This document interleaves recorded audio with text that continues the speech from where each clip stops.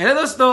तो भारत और अफगानिस्तान के बीच काफी पुराने और कल्चरल रिलेशंस पहले से रहे हुए हैं। या जो मौर्यन एम्पायर ने बौद्ध धर्म की स्थापना की थी और 7th सेंचुरी के बाद या जब इस्लाम इन्वेड किया था उसके बाद या शांति बनी ही नहीं है।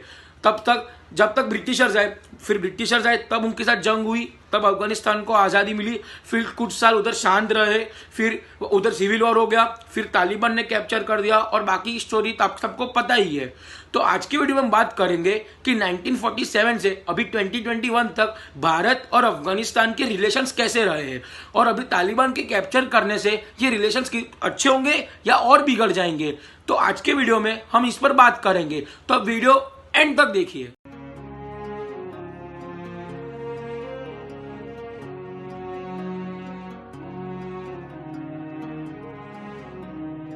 1950 में इंडिया और अफगानिस्तान 5 साल की ट्रीटी ऑफ फ्रेंडशिप साइन करते हैं, जिसकी वजह से उनका ये जो ट्रीटी ऑफ फ्रेंडशिप का मेन मोटिव ये है कि इंडिया और अफगानिस्तान के बीच में फ्रेंडशिप बनी रहे, उधर दोनों के देश में शांति हो और दोनों के बीच में पॉलिटिकल रिलेशंस भी अच्छे बने रहे। अब हम चलते सीधा 1973 के वक्त। तब अफगानिस्तान को बहुत सारे देश ने रिकॉग्नाइज नहीं किया था, लेकिन हमारे इंडिया ने रिपब्लिक ऑफ अफगानिस्तान को एज अ कंट्री रिकॉग्नाइज किया था। फिर 1974 में जो भारत के फॉरेन मिनिस्टर थे स्वर्ण सिंह, वो अफगानिस्तान गए थे, ट्रीटी ऑफ प्रोटोकॉल साइन किया, जिसकी वजह दोनों में अच्छा ट्रेड बन सके। और 1975 में जो अफगानिस्तान के प्रेसिडेंट थे दाऊद खान, वो इंडिया आए थे और उन्होंने और भी ज्यादा इंडिया अफगानिस्तान के फ्रेंडशिप के लिए बहुत ही मेहनत किए थे, जिसकी वजह से तब 1975 में इंडिया और अफगानिस्तान के बीच में फ्रेंडशिप काफी गहरी हो गई थी। अब हम चलते हैं सीधा 1979 में। तब सोवियत अफगान वॉर शुरू हो गया था और तब पूरी दुनिया, जैसे जो कंट्रीज सोवियत यूनियन की एलाई थी वो सब सोवियत यूनियन को सपोर्ट करते थे, लेकिन हमारा जो इंडिया है वो एज अ फर्स्ट कंट्री था साउथ एशियन कॉन्टिनेंट में जिसने अफगानिस्तान को सपोर्ट किया था और उन्हें कहा और उनकी मदद भी की थी। जैसे जब वो वॉर चल रहा था करीब 10 साल तक, तब उन्होंने अफगानिस्तान को एक ह्यूमैनिटेरियन एड भी दी थी। लेकिन जब 1989 में रशिया और ये जो अफगानिस्तान के बीच में जो वॉर खत्म हो गया था, उसके बाद में अफगानिस्तान में स्थिति इतनी अच्छी नहीं हुई थी, इसलिए तब भी इंडिया ने अपनी जो ह्यूमैनिटेरियन एड है वो जारी रखी थी। उधर जब वो सोवियत अफगान वॉर खत्म हुआ, उधर फिर सिविल वॉर शुरू हो गया था और उसके बाद तालिबान ने अफगानिस्तान के 2/3 पार्ट पर कैप्चर कर दिया था। और जब तालिबान ने अफगानिस्तान पर कैप्चर कर दिया, तब सिर्फ 3 ही कंट्रीज थी जिन्होंने तालिबान को रिकॉग्निशन दिया था। वो थी सऊदी अरेबिया, पाकिस्तान और यूएई। भारत ने साफ तौर से इनकार कर दिया गया कि हम तालिबान को बिल्कुल भी मान्यता नहीं देंगे।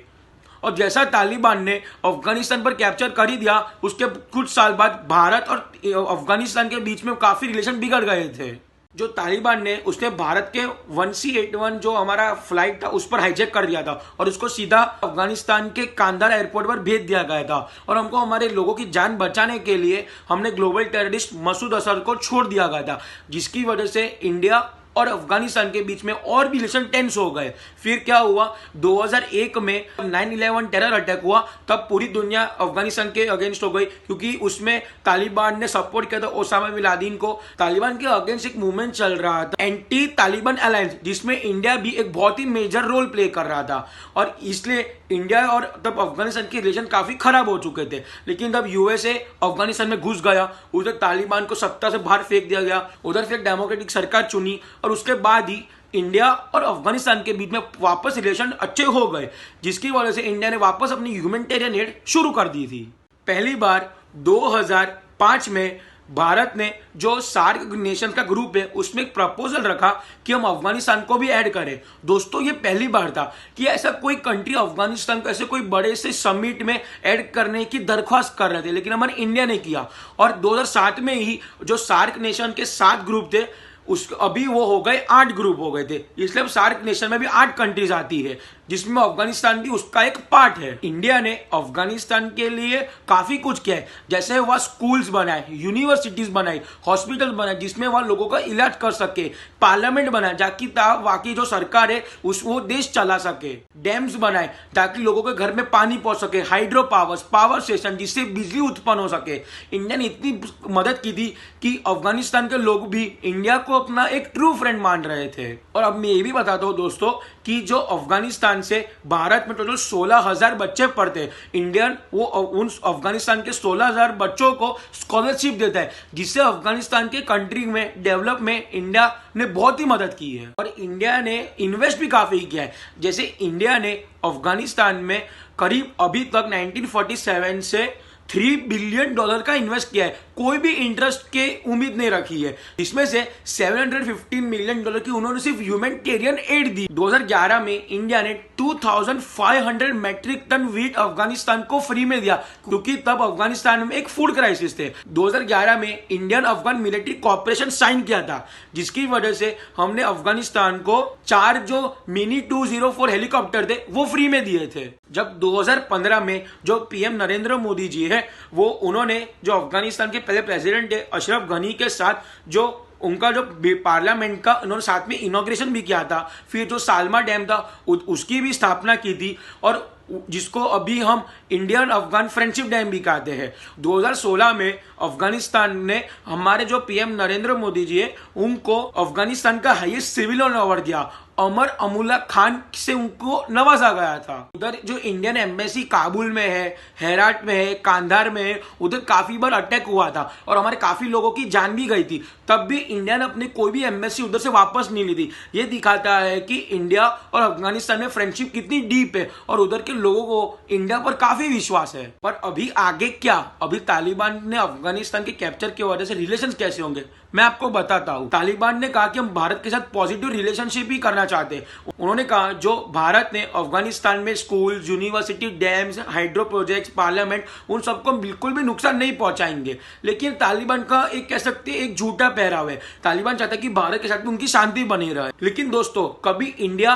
और तालिबान के बीच में रिलेशंस बने ही नहीं है तो आगे बातचीत होगी भी कैसे? क्योंकि इंडिया का मानना है कि वो कोई भी टेररिस्ट ग्रुप के साथ बात ही नहीं करना चाहती। वो मानता है कि उधर डेमोक्रेटिक वे से सरकार बने, उन लोग अपना लीडर खुद चुने और अफगानिस्तान में शांति बनाए रखे। और तालिबान को ऐसे नीति पसंद नहीं है, उसको तो अपना एक छत्र छाया चाहिए और उधर शरिया लॉ लागू करना चाहते जिसके वो राज कर सके, और उसे सिर्फ ओपियम ड्रग से अपना धंधा चलाना चाहते, जिसकी वजह से भारत और तालिबान की पूरी विचारधारा ही एकदम से ऑपोजिट है। और इंडिया तालिबान को एक टेरर ग्रुप मानता है। जब तालिबान कैप्चर करने वाला था अफगानिस्तान पर, तब उन्होंने साफ तरह से भारत को कहा था कि आप अपनी आर्मी ना भेजे उधर, वरना अच्छा नहीं होगा। और इसलिए हमको आगे भी देखने मिलेगा कि इंडिया और तालिबान के बीच में रिलेशंस और भी खराब होते जाएंगे और इसका सीधा असर सीधा हमारे कश्मीर पे पड़ेगा। तालिबान को तो अमेरिका और पाकिस्तान ने बनाया, ये सबको पता ही है। और जो इमरान खान है वो तो खुल्लम खुल सपोर्ट तालिबान को करते भी है। या वीडियो क्लिप देखिए।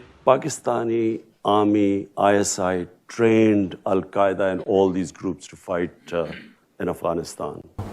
इशू देखो, माहौल इधर 1979 से बहुत तब्दील होता चला रहा है। एक रिलीजियस मिलिटेंसी हमने पाकिस्तान के हक में यहाँ इंट्रोड्यूस की सोवियट्स को निकालने के लिए। ठीक है। हम मुजाहिदीन लाए पूरी दुनिया से, हमने तालिबान को ट्रेन किया, उन्हें वेपन्स दिए, उनको अंदर भेजा, वो हमारे हीरो थे।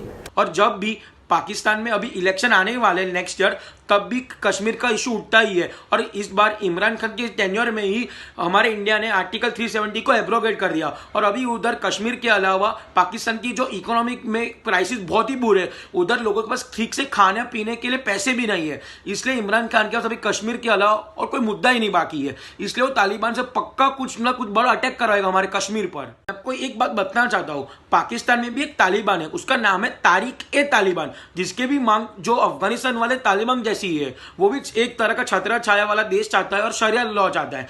ऐसा ना हो इमरान खान पड़ोसी का घर जलाने के चक्कर में अपना पाकिस्तानी जला कर बैठे। और मैं आपको यह भी बताना चाहता हूँ, यूएसए की एक इंटेलिजेंस रिपोर्ट के हिसाब से अपकमिंग 3 साल में इंडिया और पाकिस्तान के बीच में बहुत ही मेजर वॉर होगा। और ये आपको पता ही है तालिबान की वजह से ही होने वाला है। अगर तालिबान ने इस बार कुछ भी किया, कश्मीर में अटैक किया, मेरे हिसाब से ये 2 ही उनके लिए काफी है, वही उनको ठोक देने वाले हैं। इसका मतलब अभी आने वाले समय में साउथ एशिया में काफी टेंस है। ठीक है दोस्तों, तो मैं ये पूरा समझाया इंडिया और अफगानिस्तान के रिलेशंस 1947 से अभी 2021 तक, और अभी तालिबान और इंडिया में रिलेशंस कितने बिगड़ने भी वाले हैं।